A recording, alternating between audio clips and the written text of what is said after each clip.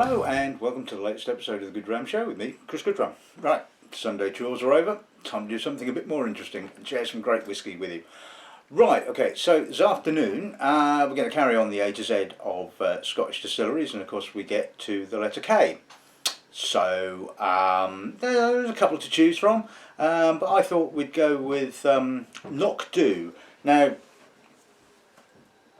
I like Knockdhu, and Knockdhu is one of the few distilleries that has a tendency not to use its distillery name on the label, and they obviously bottle under the name of Cnoc. Now, I have done an episode of the show on Cnoc some time ago when I think I tasted a couple of the peated releases. I think it was the Rutter and the Flaughter, I think, off the top of my head, along with the 12-year-old. So, well, there's two new peated releases out, so let's do another tasting on Cnoc. Why not? I mean, you know, I know that the guys at the distillery in Inverhouse tend to watch it when I do an episode of the show about one of their distilleries, and they know I'm not going to say anything particularly unpleasant about their stuff, because, as they know, I'm a big fan of Cnoc, and I've not tasted a poor bottling of their whiskey. So it's just a case of how much praise I lavish upon Caesar, as they say, for want of a term. Anyway, so I'm not going to waffle on about the distillery, because I think I did that probably last time. So we're just going to sort of introduce this afternoon's sort of lineup and crack on from there, I guess.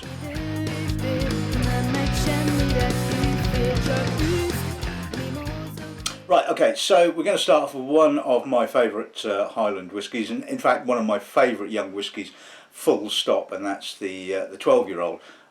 Always loved the 12-year-old. Like I said, it's always been a sort of like a classic granity hard with a bit of barley and a bit of honey, kind of, you know, Highland malt. Just says Highland, full stop. To me anyway, that's what it says. Next bottling we'll be looking at is the 18-year-old. And that was last year's replacement for the 16. Now, the 16 was okay. I thought it was there was a little bit too much oak, I think, personally, and it just kind of dampened the sort of the edges. I mean, I have to say that sort of Cnoc were very, very good at the use of their oak. I mean, the 18, like the 16, has been aged in both a combination of American oak and sherry, and pretty much, I guess, you know, they get the balance right. They're really like Tomington, really, really good at using sherry to not blanket the character of the spirit. I mean, when you've got a spirit that's as pleasant as theirs, the last thing you want to do is swamp it with either sherry or peat. Talking of peat, on to the next two. Right, the first one we're going to be looking at is, as you know, they have a tendency to release peated malts for both the UK market and some purely for the European market, and this is last year's release for the European market. It was called Peatlands, bottled at 46%, as is per usual with Cnoc. What they've done now is they got to a point where, right, okay, we've done the heaviest peating levels that we want to do with Flaughter and whatever the other one was. There was a European release, which name completely eludes me, and now they've kind of gone back again. So basically, Peatlands is pretty moderate, well, very, very lightly peated in actual fact, 9 parts per million. And the UK version that was released at the tail end of last year, which is this one, which is Rascan. Now, apparently Rascan is a type of rake, as you can see, and it's used for raking the top layer of heather and whatever you off the, so you can get to the peat. God knows how many implements there are when it comes to peat cutting, but and no doubt once they've run out of implements they'll probably start to get a bit creative, I imagine, with the names, because as far as I'm aware there's no plans as yet to stop peated malt releases. And so there you go, 46%. This is only about 11 parts per million, so like I said, they've kind of come back full circle and have now gone back to the very lightly peated bottlings, which having tasted the other ones, just works really, really well. you don't want to go too heavy on the peat. You don't want to sort of like become, you know, just all about the peat when you've got such pleasant spirits. So anyway, that's enough of that. I think it's time to taste some whiskey.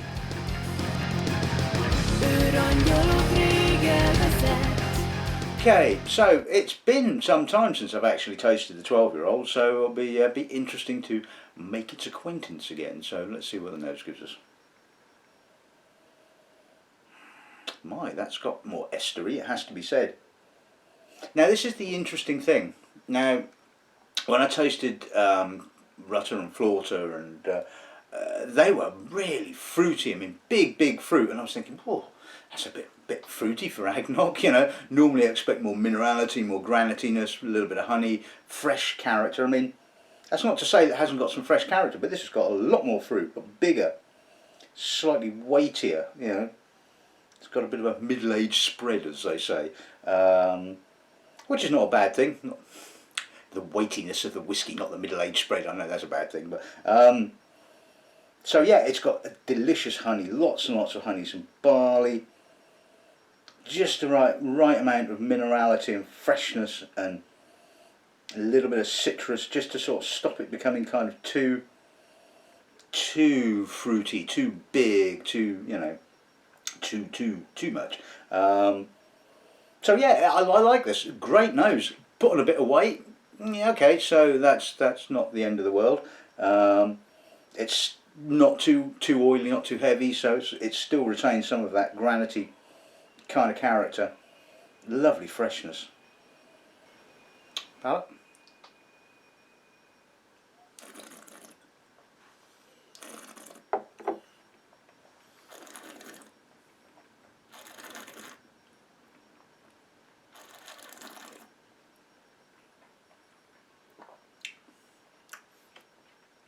Ooh.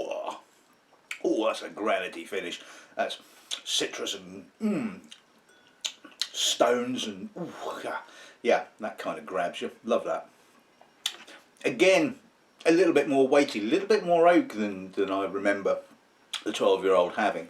And I guess this is the thing, you're always going to get slight variations. You're going to maybe get some more casks that are a little bit more active. So it's a little bit more toffee, but still really quite estery. A little bit of banana, apricot, fleshy fruit, a little bit of honey. But oh, that finish has got some serious granity character. That's kind of like, ooh, you know, really refreshing, really palate cleansing. I mean, obviously bottling at 46 has kind of emphasised that intensity, but even so, you know, it's nice to see that although yes, it's put on a little bit of weight, it's got a little bit bigger. It certainly hasn't kind of become overly flabby and obese.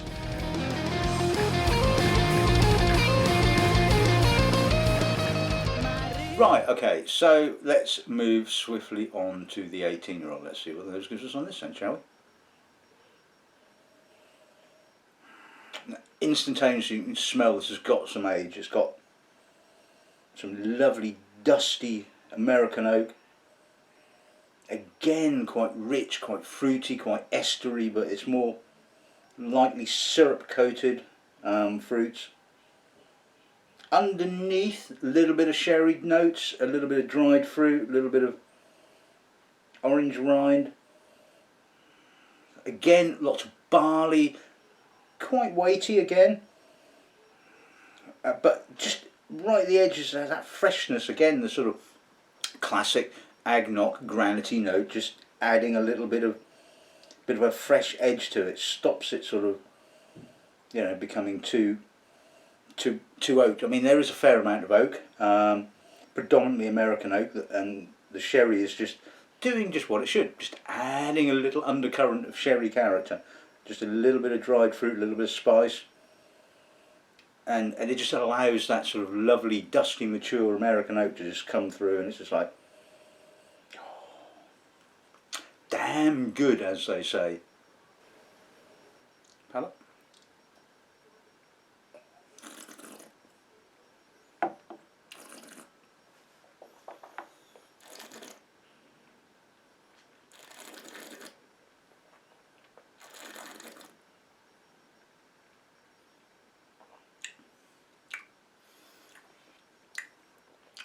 A little bit more sherry on the palate, a little bit more dried fruit cakey kind of sherry character, but again, really lovely balance. You're getting the American oak and getting some apricot, a little bit of old banana, again quite fleshy, but the finish granity, fresh, little herbalness, just a little bit of spice from the sherry.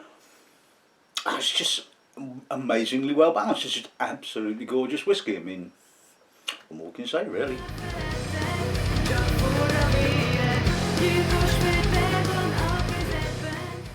So moving on to the first of the two peated ones. Now, I guess if you're in the UK, you're going to go, why can't we get any of this? And if you're in Europe, you're going to go, why can't I get any of that? But that's life, isn't it? So, I mean, it is a bit unusual, it has to be said. I mean, to do sort of completely separate bottlings, but you know, it's not unheard of. So let's see what you lucky Europeans are going to be getting then, or have got at the moment, I should say.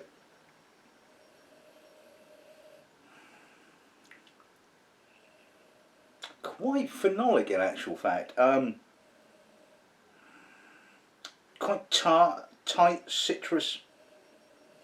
This reminds me more of how the 12-year-old used to be, with that sort of more linear is the wrong word, but that kind of sort of more fresher kind of character, the less weightiness.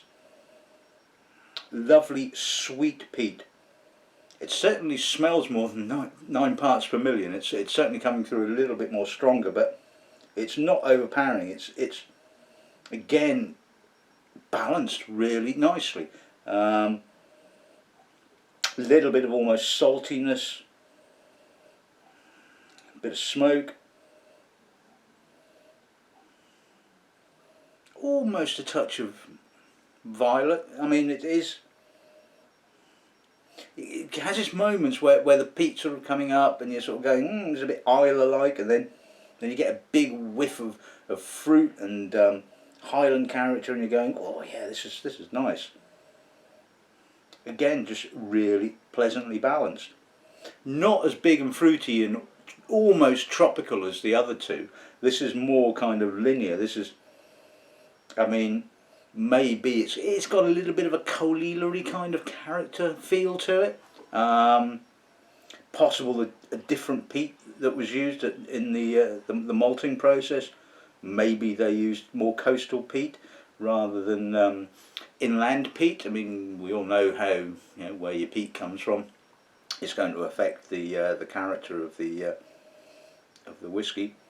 But yeah, it's nice, balanced, bit of sweetness. Oh.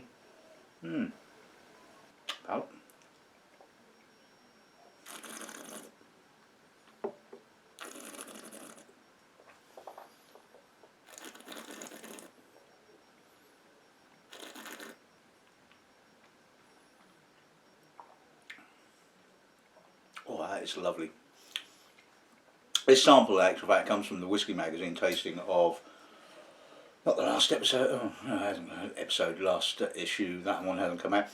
I think it's actually the current one that's out, and I gave this a pretty damn good score. I think I gave it 9 because it is just absolutely brilliant. It is a textbook example of how to use peat without overpowering the character of your spirit. So it kicks off quite fruity. The minerality with that slight saltiness kind of comes in pretty quickly, so it does kind of give it a more old 12-year-old kind of feel to it. The peat is just sat in the background, slightly sweet, slightly smoky. There's a little bit of almost medicinal herbs just coming through, just on the back end of the tongue. Again, nicely phenolic but not overly peated. Lovely length. Again, fresh, granity, minerals. A little bit of honey as well. I mean, that is just damn good. I mean, that is, end of the day, that is a lovely peated malt. It's not a peat monster by any stretch of the imagination, but then you don't want it to be, because it's just got so much character, and that little bit of peat just adds that sort of little bit more character. Brilliant.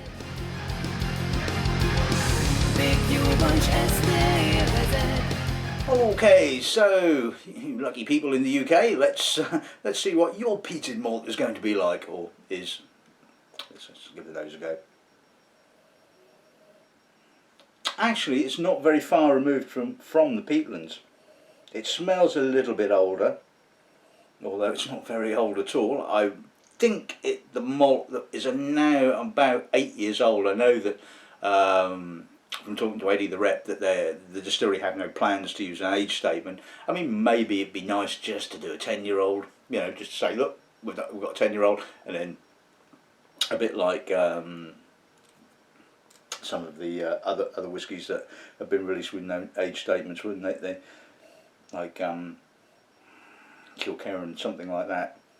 Although I don't know whether Kilkerran are going to actually give it an age statement or not. They probably are. I think it's when it's got to 12. So yeah, it would be nice, you know, just to do an age statement release, or maybe a vintage dated release or something like that, just to be a bit different. But anyway, that's kind of by the by. Anyway, the nose,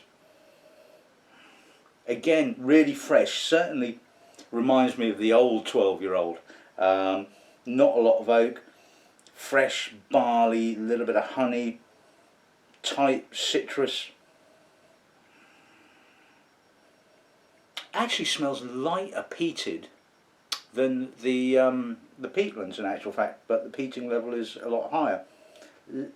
There is a sort of, it's got a very salty, again, very kind of coal-eelery like character, but it doesn't quite have the peat.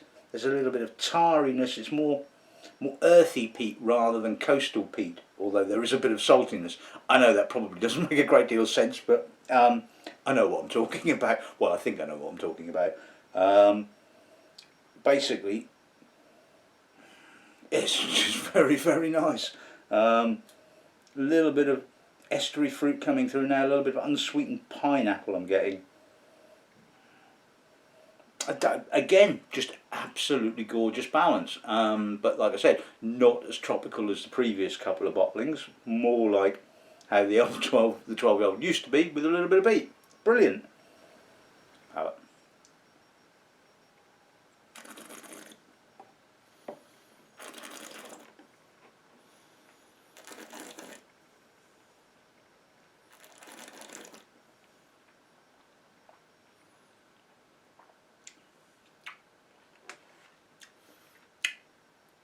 Oh, that's really spicy. Where'd that come from?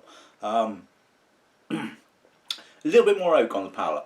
A little bit more sort of soft, creamy, milky American oak. Again, doesn't feel as strongly peated, although it's high, the peating level is higher. The peat is a little bit more earthy, a little bit more subtle.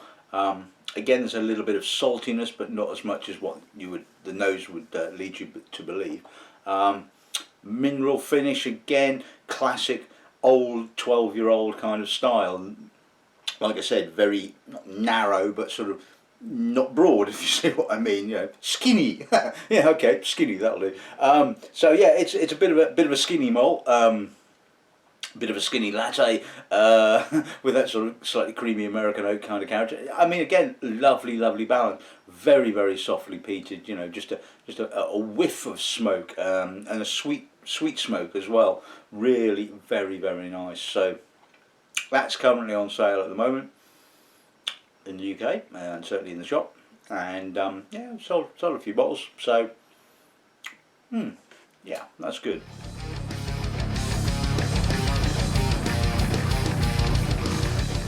Right, okay, so let's sum this little tasting up. So, firstly, just a big thank you to the distillery at Inverhouse Distillers for a couple of the samples for this afternoon's tasting. Always appreciate it, and you keep sending me, and I'll keep doing episodes of the show. You know, it's not favouritism at all, honestly, Governor. So, what have we learnt about Cnoc today? Well, apart from the fact it's still bloody good. The 12-year-old, yeah, it's put on a little bit of weight, which is not to its detriment. It's still got that lovely granity Highland character, certainly on the finish. It's just got a bit more podge up front. It's, you know, haven't we all after Christmas? The 18-year-old is absolutely fantastic. I love that. Again, the balance is really, really good. you know, just to sort of right amount of sherry cask to add a little bit more dried fruits, a little bit more of that kind of character, but without swamping the actual style of the spirit at all. And the two cherried ones, again, exactly the same, just the right amount of level. I mean, I like that it with a little bit more peat. I mean, and bizarrely, you know, the peat was a lot more prominent on the peatlands, but both are absolutely fantastic. You know, both slightly different. Like I said, I get the feeling that the spirit in the Rascan is a little bit older than peatlands, but you know, again, you know, two really interesting bottlings, really complementary. So there you have it. That's this week's episode of the show. In the bag, as I say. I hope you've enjoyed it, and hopefully you'll go and pick up you know, a bottle of Cnoc, depending upon whichever country you live in. You know, which you get your PT1 if you like your PT1s. So anyway, that's enough of the plugging. Anyway, good dramming, and I'll see you next week.